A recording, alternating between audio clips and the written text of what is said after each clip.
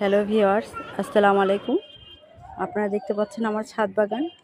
তো আমার ছাদ বাগানে এখন যে ফুলটা দেখতে পাচ্ছেন এটা হচ্ছে প্যাশন ফ্রুট, মানে ট্যাঙ্ক ফল। আবার অনেকে আনারকলি বলে, যে ওই আনারকলির ফুলটাই এটা।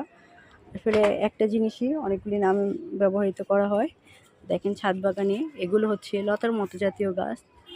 গাছগুলো লতার মতোভাবে হয়েছে। আর আজকে আমার ছাদ বাগানে ট্যাঙ্ক ফুল গাছে, তো আমার গাছে অনেক ফুল ফুটছে আজকে দেখেন।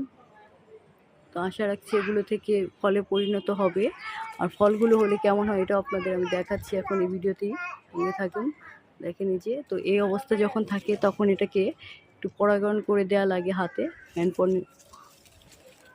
তো এই যে দেখেন এখানটাতেও আছে ফুল, তারপরে ওই দিকটাতেও ফুটছে। তো আজকে বেশ অনেকগুলি ফুল ফুটছে, এখানটাতেও আছে। আজকে প্রচুর ট্যাঙ্ক ফুল ফুটছে আমার ছাদ বাগানে। কালকে আরও ফুটবে, অনেক কলি আছে। তো এই যে ট্যাঙ্ক ফলগুলো লতা জাতীয়, তো এই যে এরকম হয়, এই যে জাংলার মধ্যে ধরে আছে।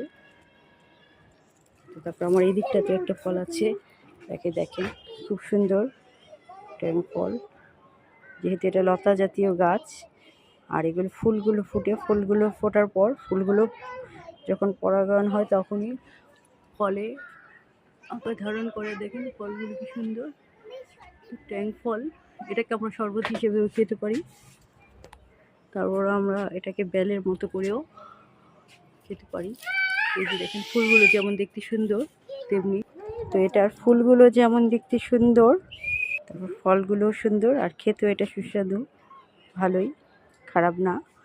তো লতা জাতীয় গাছে একটু সুবিধা আছে, তো এগুলো যে কোনো জায়গাতে ধরিয়ে দিলে এরকমভাবে অনেক ধরে। তো এইখানটাতে আমার ফুল আছে, আজকে অনেক ট্যাঙ্ক ফুল ফুটছে।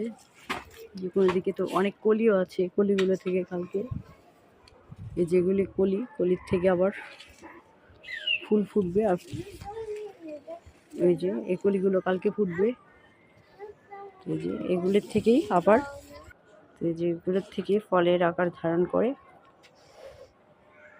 ফল।